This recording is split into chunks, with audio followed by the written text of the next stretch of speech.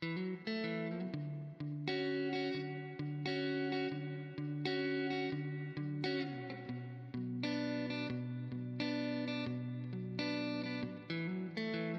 concepto de normalidad se ha estudiado y reinterpretado en espacios sociales, culturales, médicos y por supuesto el que más nos interesa es el psicológico. Esta disputa terminológica y etimológica ha sido durante años, teniendo en cuenta que en las primeras décadas del siglo XVIII la normalidad era un término para denominar a las personas que estudian dentro de los estándares, ya sean físicos o mentales. Aquellos que mostraban algún tipo de variación o problema psicológico o estético inmediatamente eran denominados como anormales.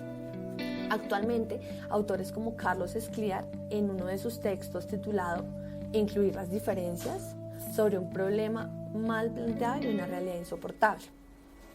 Allí propone una reflexión muy interesante sobre la educación con personas con discapacidad, aunque si uno analiza este texto de una manera crítica, se da cuenta que esto no aplica únicamente para la academia, sino en términos generales para la sociedad, teniendo en cuenta los grandes y vertiginosos cambios que se han tenido durante los últimos años, con términos como accesibilidad, inclusión, diversidad, discriminación, entre otros muchos nuevos términos que han ido surgiendo.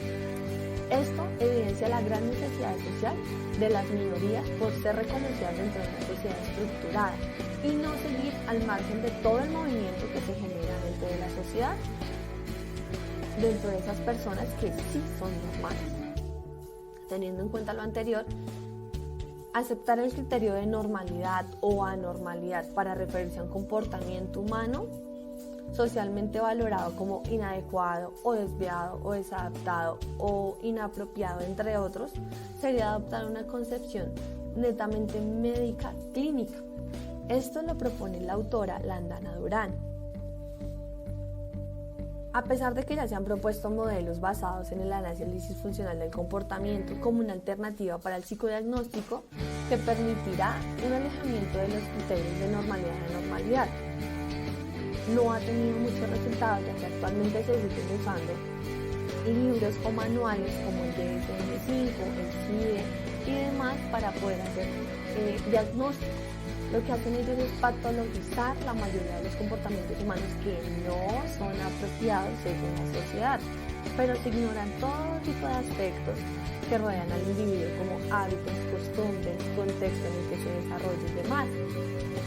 Por ende, hay un autor, Lawrence Steele, que propone un movimiento antipsiquiatría y dice: la mejor persona para hablar de tus problemas en la vida es un buen amigo. Se ha dicho que los terapeutas son los amigos más caros. Así también podemos decir que los amigos son terapeutas sin costo. Relacionados a sufrimiento, desadaptación, incapacidad de responder a diversas situaciones de manera coherente, ante las situaciones nuevas o ante la presencia de un conflicto. Normalmente, aquellas personas que suelen considerarse como anormales suelen tener comportamientos incomprensibles, es decir, sin significado racional. Un hecho fundamental para considerar a una persona como anormal es el hecho de que no actúe de manera predecible bajo estándares creados por la misma sociedad.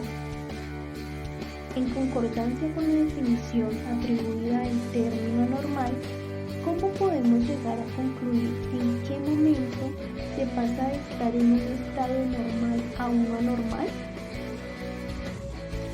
Ahora que sabemos la definición de normalidad y anormalidad, podemos concluir que al hablar de estos dos términos debemos tener en cuenta la cultura, la historia y el contexto de cada persona. De esto dependerán aquellas conductas que no están acorde a lo estipulado socialmente y aquello que pueda estar generando malestar en el individuo.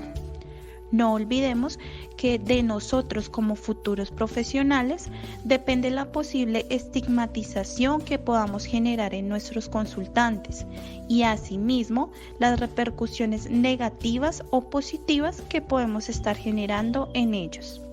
Gracias.